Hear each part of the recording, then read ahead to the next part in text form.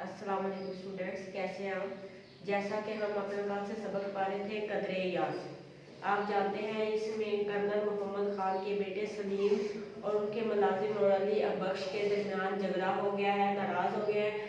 सलीम ने अली बख्श को डांटा था कि इनके दोस्त आने की वजह से उनकी खिदमत नहीं की गई और अली बख्श इस बात पर नाराज थे कि सलीम उनके हाथों पला बड़ा था और उन्होंने उसकी अच्छी डांट डपट की थी। ये बात आखिरकार कर्नल मोहम्मद खान तक पहुंच जाती है तो कर्नल मोहम्मद खान ज़ाहिर इस मामले को सुलझाना चाहता है, इस मामूली से झगड़े को ख़त्म करना चाहता है। इसलिए वो अपने माजी का अपने ऊपर गुजरा हुआ जो वाक़या होता है वो दोहराना चाहते हैं और एक चाय की प्याली का मामूली सा वाक़या सुनाकर इस दोनों मुलाजिम और सलीम के दरमियान जो झगड़ा हो चुका है उसको ख़त्म करना चाहते हैं और साथ साथ वो अपने सलीम बेटे की सलाह भी करना चाहते हैं, तरबियत भी करना चाहते हैं, क्योंकि उसके जहन में ये बात बैठ चुकी है कि देहात में रहने वाले लोग जो होते हैं वो पेंडू होते हैं, देहाती होते हैं, कम अकल होते हैं। उन लोगों को कोई रहने बैठने होने से कोई तरीकाकार नहीं होता। असल में कर्नल मोहम्मद खान उसको ये बात समझाना चाहता है कि हमारे आबाओ अजदाद भी जो थे वो गांव में ही रहने वाले थे, वो गांव से किस तरह वो गांव में रहते थे, किस तरह वो गांव से मुल्की शहरों में हुए आए, वो एक महज़ब ज़िंदगी गुजार रहे हैं। इसलिए हमें किसी देहाती से, किसी पेंडू से इस बिना पे नफरत नहीं करनी चाहिए कि वो देहाती है, पेंडू है। आखिर वो भी इंसान होते हैं लेकिन सादा और मुखलिस लोग होते हैं, यानी खलूस से भरपूर वो लोग होते हैं और मेहमान की खिदमत करने में तो वो कोई कमी नहीं उठा सकते। कल हमने सफ़ा नंबर 87 और 88 पढ़ा था, आज सफ़ा नंबर 28 का बाकी हिस्सा पढ़ते हैं। आप अपनी किताब को खोलकर सामने रखें। जैसा कि बात जारी थी कि सलीम जो है कर्नल मोहम्मद खान सलीम को एक वाक़या बयान करना चाह रहा है। सलीम मेरी बात पूरी तरह समझे बगैर हंस दिया। अली बख्श बुरी तरह समझ कर मुस्कुराया। हमने कहानी जारी रखी। इन इन दिनों पतलून पोश खाली नजर आते थे, सेकंड हैंड मास्टर थे। कहते स्कूल में जो लड़का देहाती शहर गया था तालीम हासिल करने के लिए, प्राइमरी पास करने के बाद, क्योंकि उस देहाती ने खुद पेंडुओं वाला लिबास पहना हुआ था, तो अगर वो शहर में जब तालीम हासिल करने के लिए गया था तो शहर में एक सेकंड हैंड मास्टर साहब थे जो सिर्फ पतलून पहनते थे। पतलून कहते पैंट को। उस जमाने में पैंट पहनना कोई जेंटलमैन ही कहलाता था। अंग्रेज बाबू ही लोग उसे कहते थे। कहते हैं वो शायद कोई नजर आता था कि जिसने कोई पैंट पहनी हो। मतलब हमारे साथ स्कूल में से एक सेकंड हैंड मास्टर साहब थे जो सूट पहनते थे, लड़के उन्हें जेंटलमैन कहते थे।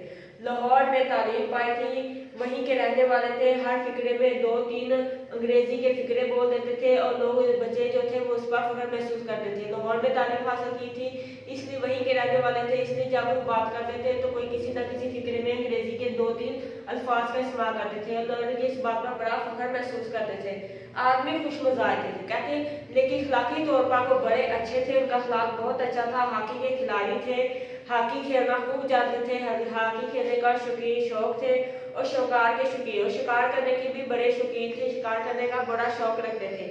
एक दफा दिसंबर में शिकार करते करते उसी देहाती लड़के के गांव जा पहुंचे। कौन सेकंड हैंड मास्टर साहब, उन्होंने सलीम से वादा किया था कि हम तुम्हारे गांव किसी दिन आएंगे। उन्होंने उस छोटे चौधरी से वादा किया था कि हम किसी दिन तुम्हारे गांव भी आएंगे। एक बार आखिरकार उनको मौका मिल गया जब वो शिकार करने की घर से गांव गए थे।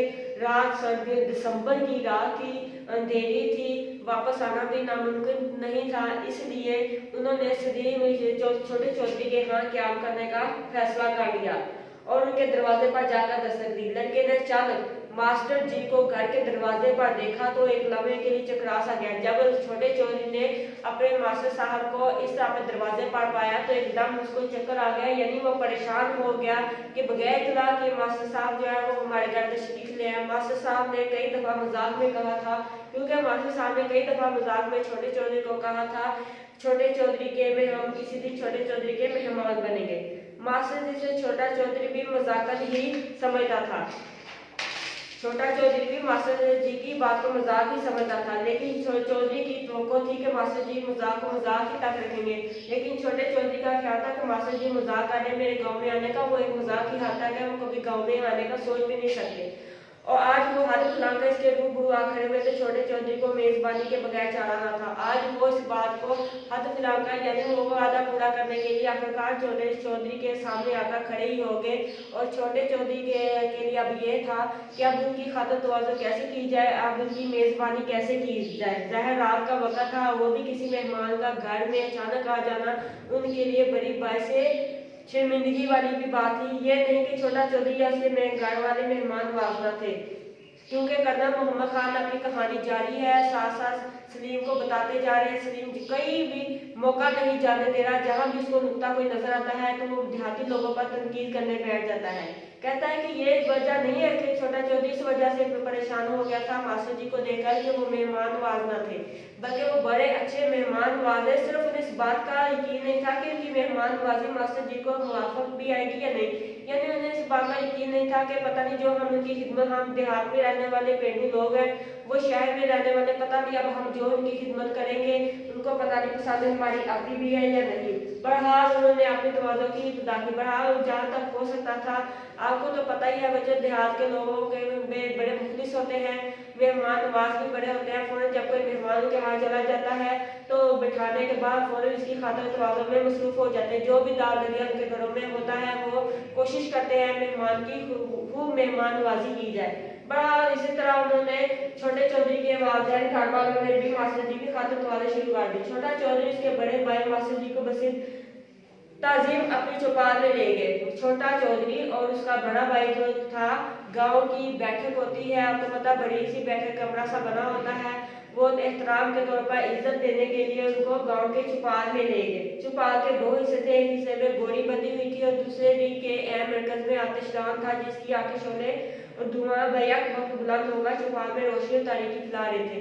चौपाल बिल्कुल बहुत बड़ा था, उसके दो हिस्से थे, एक हिस्से में गोली, गांव के लोगों में रिवाज है भैंसी गोलियां जो है उन्होंने घरों में बांध रखी होती है। इसी तरह छोटे चौधरी के यहाँ भी उन्होंने चौपाल में एक हिस्से में जो गोली बांधी हुई थी और दूसरे हिस्से में उन्होंने एक आतिशदान चलाया हुआ था, जिसमें से धुआं निकलकर आतिश शोले निकलकर कमरे में धुआं और तारीकी फैला रहे थे। आतिशदान के इर्द गिर्द खुशक घास का नरम और गर्म फर्श था। आतिशदान जो था जो इसके आसपास उन्होंने सूखी हुई घास जो थी वो रखी हुई थी, जिसे मुकामी जुबान में वो सुथर कहते हैं। उसी के ऊपर गांव के लोग बैठ जाते थे मिलकर और हुक्का पीते थे। गांव के लोगों की खास बात बच्चों ये होती है कि वो बड़े मोहब्बत वाले लोग होते हैं, एक दूसरे से बुग़्ज़ और कीना नहीं रखते, हमेशा मिलकर एक दूसरे के साथ बैठते हैं, गपशप करते हैं, अपने एक दूसरे के रंजो गम का इजहार करते हैं। इसी तरह वो एक दूसरे के गम और खुशी में बराबर के शरीक होते हैं। गांव में जब मास्टर जी अंदर दाखिल हुए तो वो जो लोग अंदर बैठे हुए थे सब खड़े हो गए इज्जत देने के लिए। कहा, मास्टर जी आओ खैर लाल, यानी आपका आना हमारे लिए बहुत शर्म खुशी की बात है। हर एक ने उनसे मुसाफा किया, हाथ मिलाया, हर एक ने उसके बाद बच्चों की खैरियत रियायत की। गाँव के लोगों में रिवाज होता है कि ना सिर्फ मेहमान का हाथ पूछते हैं बल्कि उनके घर वाले भी जो होते हैं उनकी खैरियत भी दरियाफ्त करते हैं। इसी तरह वहाँ पे जो लोग बैठे हुक्का पी रहे थे वो फौरन ताज़ीम के तौर पर खड़े हो गए, उनसे मुसाफा किया, हाथ मिलाया, उनसे मास्टर जी की खैरियत दरियाफ्त की और उनके बाद बच्चों की भी खैरियत दरियाफ्त की। मास्टर जी बड़े शर्मिंदा हुए क्योंकि अभी उनकी शादी नहीं हुई थी और उनके बाल बच्चे भी नहीं थे।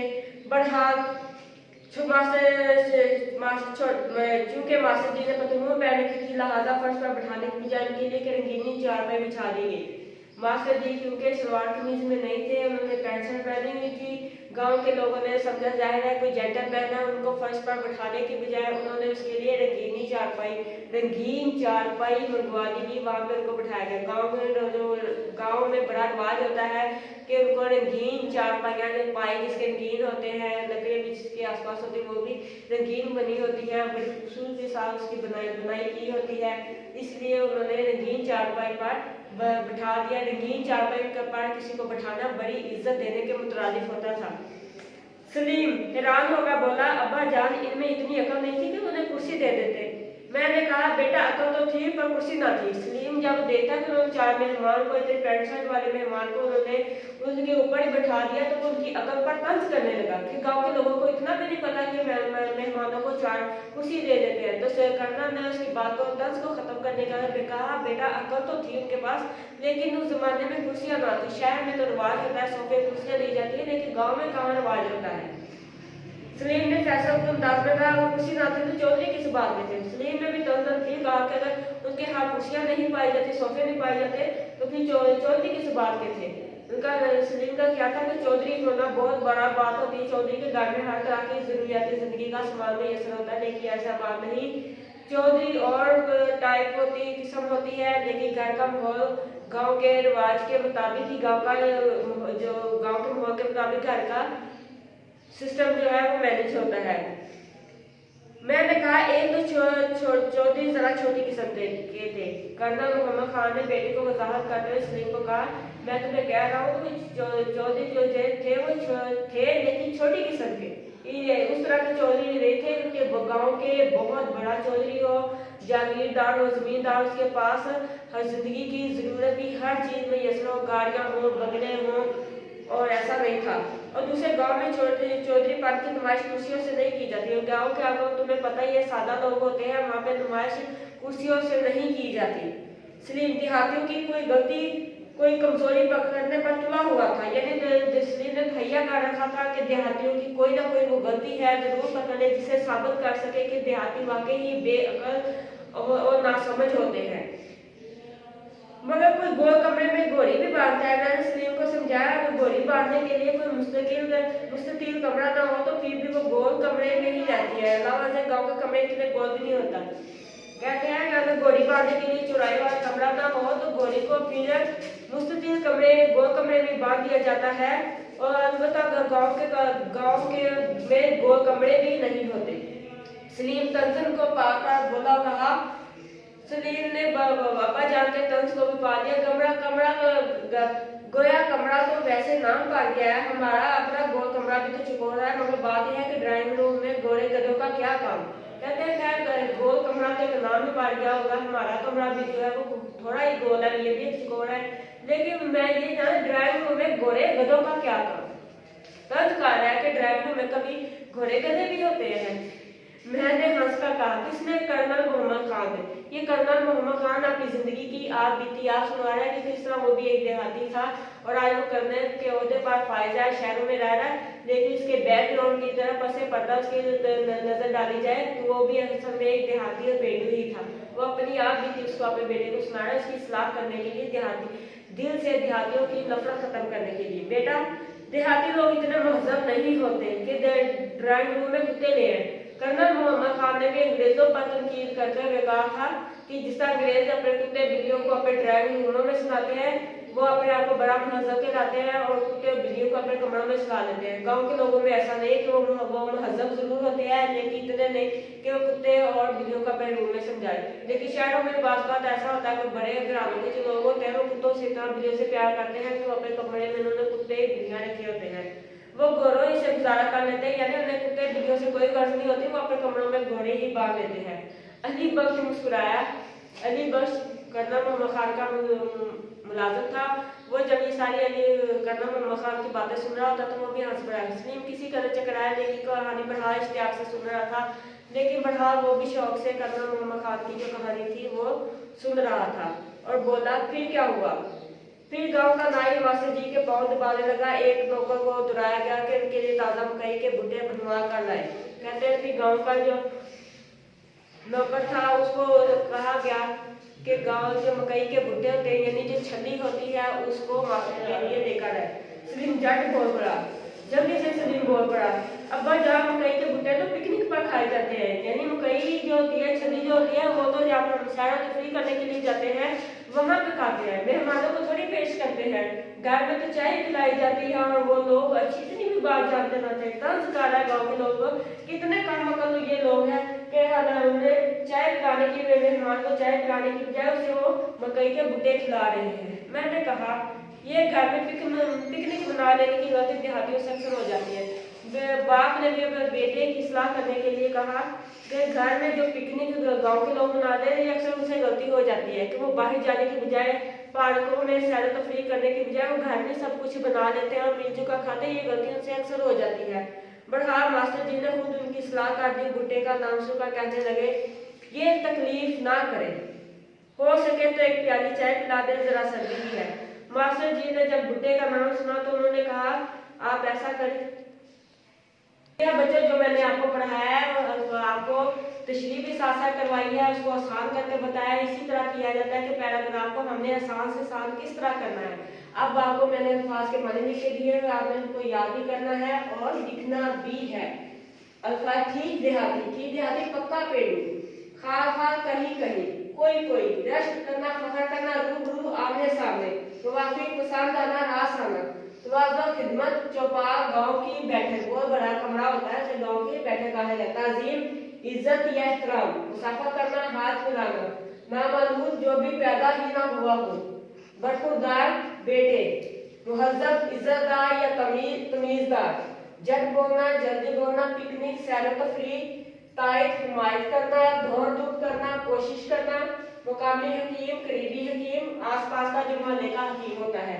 नीम वहशत खौफनाक नजरें, डरा देने वाली नजरें, जमादार मरासी, अनारी कम अकल, कम समझ रखने वाली यानी कम अकल रखने वाली, यकता बेमिसाल, शर्त से गलत होना, शर्मिंदा होना, रंज दुख तलाफी करना, नुकसान को पूरा करना, खाना खुदा का घर यानी मस्जिद। ये थे आपके अल्फाज। मैंने कल तक इजाजत। ओके, अल्लाह हाफिज।